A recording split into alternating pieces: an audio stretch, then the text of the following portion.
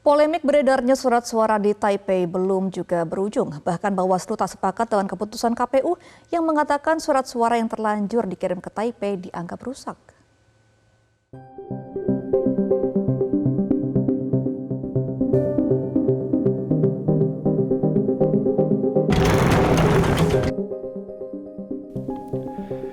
Usai rapat konsolidasi nasional kesiapan pemilu di Jakarta pada hari Sabtu lalu, Presiden Joko Widodo mengklarifikasi ihwal surat suara pemilu yang dikirim ke Taiwan lebih awal.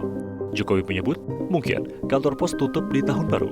Nanti ditanyakan ke Pak Ketua KPU, tapi tadi saya diceritain bahwa memang ada kekhawatiran karena ini tahun baru, kantor pos tutup agak lama di sana, sehingga dikirim mendahului. Tapi untuk teknisnya nanti biar Pak Ketua KPU yang menyampaikan. Ya. Sebelumnya KPU menyatakan bahwa 31.276 surat suara yang sudah dikirimkan ke warga negara Indonesia di Taipei, Taiwan bermasalah. Pasalnya pengiriman dilakukan sebelum waktunya. Padahal dikirimkan tidak sesuai dengan jadwal yang ditentukan, itu kita nyatakan surat suara rusak. Sehingga kalau ada digunakan oleh pemilih untuk nyoblos, sudah memilih partai tertentu, milih calon tertentu, dan dikirim balik ke PPLN, nanti dinyatakan rusak dan tidak diperhitungkan sebagai suara. Bisa dipahami ini ya? Nah kemudian terhadap 31.276 lembar yang sudah dikirim tadi, kita siapkan penggantinya. Kita kirim kepada pemilih sesuai alamatnya.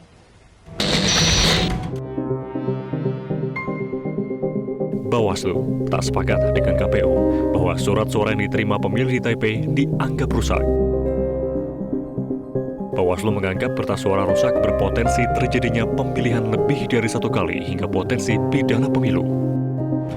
Berpotensi membingungkan pemilih karena akan menerima 2 surat suara untuk setiap jenis pemilu.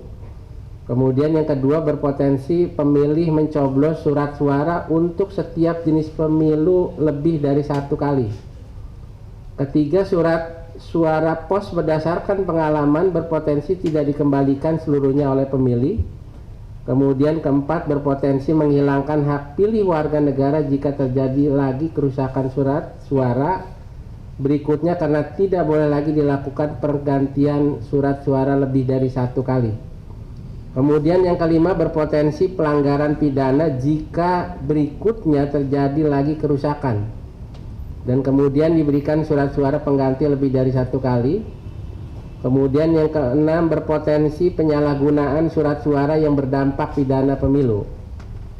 Kemudian juga yang 7, berpotensi memunculkan kendala bagi PPLN untuk memilah atau memastikan surat suara yang masuk dan dikirim sebelum tanggal 2 Januari dan dikembalikan pada penghitungan suara.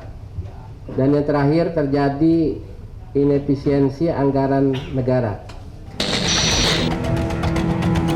Sebelumnya, beredar video seorang warga negara Indonesia yang sudah menerima surat suara pemilu 2024. Panitia pemilihan luar negeri di Taipei mengirim sebanyak 31.276 surat suara ke pemilih pada 18 dan 25 Desember 2023. Padahal menurut aturan, pengiriman surat suara kepada pemilih melalui metode pos dimulai pada 2 hingga 11 Januari 2024. Alasan PPLN Taipei mengirim surat suara lebih awal karena adanya perayaan Tahun Baru Tiongkok yang jatuh pada 10 Februari 2024. Tim Liputan Metro TV. Jelajahi cara baru mendapatkan informasi. Download Metro TV Extend sekarang.